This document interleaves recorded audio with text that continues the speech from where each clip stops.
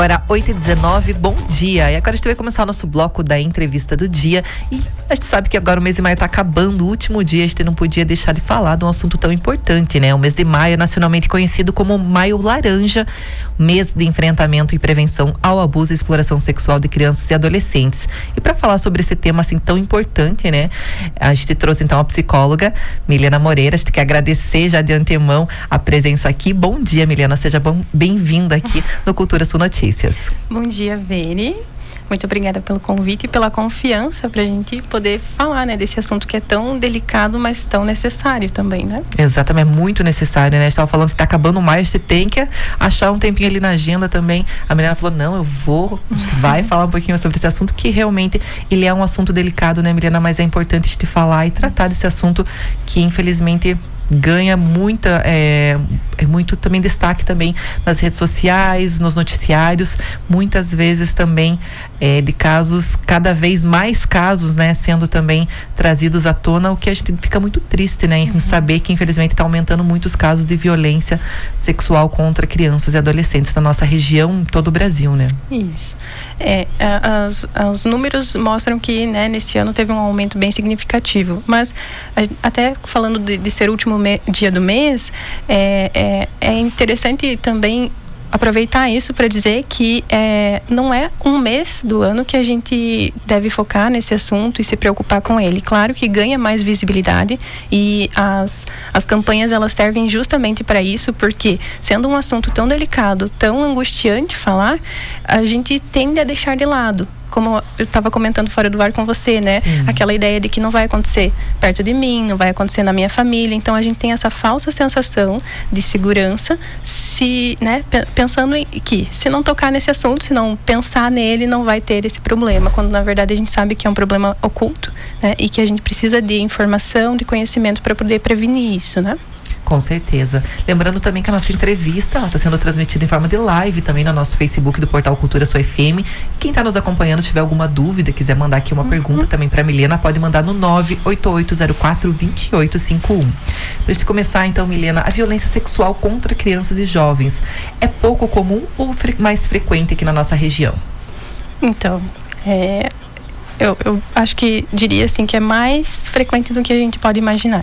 Justamente por ter essa dificuldade de falar do tema, muitos casos também, a gente sabe qualquer tipo de violência, né? A tendência é que tenha, assim, a gente estima sempre que tenha um número maior real do que o notificado, né? Porque tem muitos que não aparecem, né? Uma subnotificação, porque tem pessoas que não chegam a denunciar, né? São né, fatos que acabam ficando ali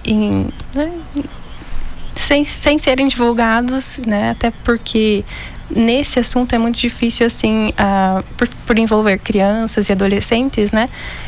A gente vai conversar mais sobre isso, mas essa dificuldade de entender o que é certo. Será que é certo estar acontecendo isso comigo? Né? Será que eu devo falar isso para alguém? Então, outras coisas também que interferem, né, nessa questão mais oculta, assim, da gente achar que não acontece, porque a gente tem a sensação de que o abusador vai ter aquele estereótipo, assim, de uma pessoa má, né? Aquela pessoa... Você vai olhar e vai identificar, vai identificar, né? De longe, Sim. uma postura diferente, quando na verdade o mais assustador, inclusive, é que o abusador, ele normalmente ganha a confiança, inclusive dos pais ou dos cuidadores. Infelizmente também, né, eu falo pais, mas muitos casos acontecem dentro de casa, né? Então, assim, são vários fatores. Veja que falar disso, eu sou mãe, você também. Sim, imagino que quem está ouvindo e que tem filhos, pensar nessa situação, né, dá um nó na garganta. É angustiante, né? E justamente por isso que a gente precisa pensar, né? Precisa entender, ficar alerta, né, que essa pessoa que está se aproximando, que está ganhando confiança, que está, né, se mostrando ali muito próximo, né, de uma criança ou de um adolescente, é um sinal, assim, não é só isso, claro que vai definir, mas é um sinal para a gente ficar, né, ter mais cuidado, justamente porque a gente acha que nessa situação não vai acontecer nada, quando na verdade, né, o abusador, ele, né, tem muita articulação, muita manipulação ali, então ele sabe que se, né, ele for por essa via de ganhar confiança, é mais fácil cometer um abuso. Muitas pessoas falam, né, que a violência sexual só acontece em ambientes socioeconômicos desfavorecidos. Isso é verdade? Ele acontece em todos os ambientes? Como que é isso? Não é verdade. Infelizmente, qualquer criança, qualquer adolescente, né, pode passar por uma situação dessa. E olha só, a gente também tem outra pergunta aqui. Quando a criança ou o jovem sofre o crime, tem que contar logo para alguém? Como que faz isso? É muito difícil as crianças chegarem a contar, né? Tem muitas vezes, muitas formas que elas são manipuladas. Às vezes eles fazem trocas também por brinquedos, fazem promessas e também muitas vezes acabam sofrendo algum tipo de violência. Se contar para tua mãe vai acontecer tal coisa. Como contar, como identificar isso, Mariana? A identificação, ela é muito sutil, principalmente quando envolve, né, a gente está falando de crianças que está ainda ampliando o repertório, né, de fala, então assim, não vai ter essa complexidade de entender também, de poder assimilar essa situação, essa violência, porque o abusador tem, né, muitos recursos de manipulação, justamente de fazer esses combinados, esses segredos, né, de falar que é assim mesmo. Então, por isso que uma das, né, já adiantando o que a gente pode fazer para prevenir isso, é sempre orientar, sempre ensinar nossas crianças que adulto não tem segredo com criança, né? Não existe isso, inclusive em escolas, né? Os professores também são a rede ali da escola é uma forte aliada nessa prevenção, porque as crianças também passam muito do seu tempo, né, em um ambiente escolar. Então, assim, adulto não tem segredo com criança, porque a criança precisa saber que se um adulto pediu para guardar segredo, tá errado, né? Criança não guarda segredo de adulto. Então, assim, é muito difícil que, infelizmente, que a criança conte mesmo, né? Que a vítima conte. Porque tem várias situações acontecendo. Então, assim, a percepção normalmente é mais indireta, né? Então, a gente poderia pensar em observar algumas mudanças de comportamento, coisas assim, né? Mas, infelizmente, muitas pessoas levam isso para a vida adulta, quando inicia um relacionamento ou quando algum fator, né, acontece e que surge então a necessidade de compartilhar isso. Então a indicação sempre, né, para essas pessoas que já infelizmente, né, são sobreviventes dessa experiência traumática, é buscar uma ajuda profissional, né? E como psicóloga, o que você poderia falar para os pais que estão nos ouvindo? A partir de que idade também, Milena, que você pode conversar e falar para a criança isso? Olha, entre o papai e a mamãe e você não tem segredo, você tem que contar tudo o que acontece. Como que faz essa conversa com eles? A partir do momento que nasceu. Tem uma psicóloga que eu gosto muito, Nanda Perin, ela fala muito sobre educação infantil, né? Indico muito o trabalho dela. E concordo muito com a ideia de, desde muito cedo, desde bebê, a gente ensinar essa criança que o corpo dela é respeitado. Porque a gente acha que a nossa cultura acaba incentivando isso, que, né, com aquelas frases, criança não tem querer, né, outras coisas assim, problemáticas que colocam a criança numa categoria menor do que, por exemplo, não é um ser humano com direitos ainda. Quando, na verdade, né, não é assim. Se a gente quiser proteger, se a gente quiser prevenir, a gente tem que desde cedo, na hora de trocar uma fralda, falar: licença meu amor, licença meu filhinho, agora a mamãe está trocando a tua fralda. Óbvio que a criança não vai ter, né, a capacidade de consentir, né, e fazer isso verbalmente, mas ela tem que desde muito cedo se acostumar que em algumas partes do meu corpo precisa ser pedida permissão, e eu tenho que ter consciência de que se alguém fizer diferente é errado, né? Então, a primeira vez que uma criança sentir que ela foi tocada de uma forma diferente, ou que ela ouviu alguma coisa, né, uma proposta estranha, ela tem que estranhar, porque se for naturalizado, tanto é uma coisa bem problemática também, que a gente é muito cultural, beijinho, né? Nos pais, na mamãe, no papai, beijinho na boca, isso é bem problemático. Não quer dizer que não pode fazer, né? Cada um vai escolher como cria seu filho, mas o que a gente indica? Que evite, porque você naturaliza esse toque. Então a criança tem que saber que se alguém der um beijinho ali, na boca, é estranho, é errado, eu preciso me assustar disso, não pode ser naturalizado, né? Então, assim, outras coisas também com crianças um pouquinho maiores, que é uma brincadeira bem comum que a gente faz, né? Coceguinhas ali, e a criança tá se divertindo, você acha que, né? Tá tudo ok, e ela fala, para, e a gente, às vezes, não para. Porque tá pedindo só pra fazer charme. Não. Quando a criança falar, parou. Ela tem que saber que tudo que atravessa, né, tudo que ultrapassa o meu pedido de respeito é errado. Né? O meu pedido de espaço, o meu consentimento. Se eu falei para parar, parou. Porque assim, no começo, né, a criança vai, né, até estranhar se você nunca fez isso. E é importante, aí você vai saber como realmente é importante fazer esse movimento, porque quando alguém, justamente, né, estiver fazendo alguma coisa que aquela criança está falando, não faça isso, pare, e a criança não fizer, ela tem que saber que aquilo é grave o suficiente para ela ir a um adulto, né, de confiança e relatar falar que aquilo que pediu para parar certa atitude, a pessoa não parou, né? Isso. Muito bem. Os crimes sexuais contra crianças envolvem sempre violência física, ameaças ou coações? Não, nem sempre. Até dei uma olhadinha num artigo, né, do Código Penal, e ali tem uma determinação que, além do ato sexual, né, se configura crime também qualquer exibicionismo, propostas de teor sexual, né, que tentem constranger a vítima. Então, não necessariamente precisa ter essa violência física para ser um abuso.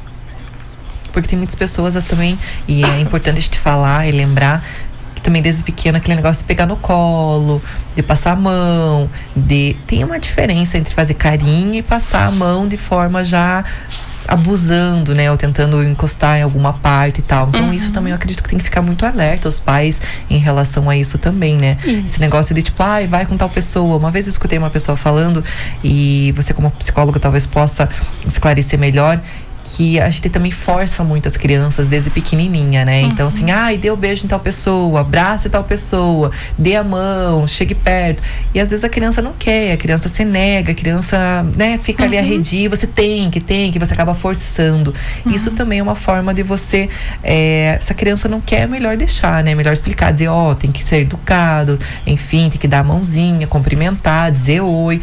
Mas assim, negócio de forçar esse abraço, esse toque com outra pessoa que ela nunca viu, que ela não conhece, ou que ela não tem tanto apego do dia a dia, isso também implica problemas mais tarde, né? Com certeza, exatamente, veria irretocável isso, e é algo importante para reforçar, assim, porque a gente tem a ideia, infelizmente, essa tendência de achar que é o outro que tem que fazer alguma coisa, né? Então, assim, quando a gente fala esse tema que é tão delicado, eu sei que tem pais ouvindo agora, mães ouvindo, pensando deixa eu prestar atenção, o que eu posso fazer para cuidar do bem mais precioso que eu tenho, que é meus filhos.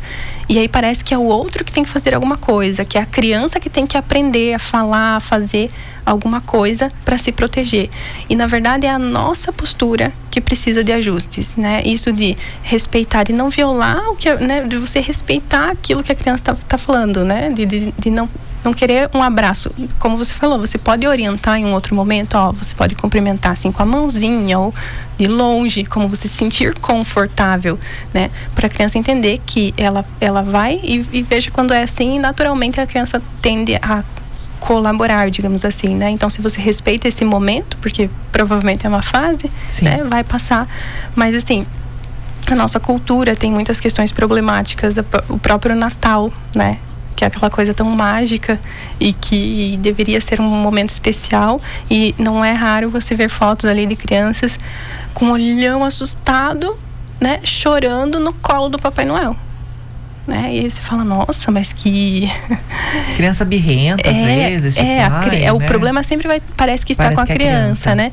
E as pessoas podem ouvir isso e pensar, mas o Natal, né? O Papai Noel, sim. Quem é o Papai Noel para a criança? Tá no imaginário dela, mas é um homem estranho, é uma pessoa estranha, uma figura que ela nunca viu, ainda assustadora, com uma cor chamativa. Sim, então, uma barba enorme. A gente acha que a criança tem que ter a nossa capacidade de compreensão de algumas coisas, mas às vezes a capacidade da criança de lidar com aquela situação é até mais sofisticada, porque se é uma pessoa que eu não conheço, se é uma situação que pode me colocar em risco, eu não quero.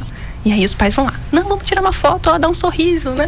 Então, assim, é estranho, porque quando a gente se coloca nesse lugar de pensar o que fazer, a gente vai ter que questionar muitas coisas que a gente já faz e faz de uma forma, né, reproduzir o que sempre viu, o que sempre foi feito. Que acha normal, o que acha normal, porque foi normalizado.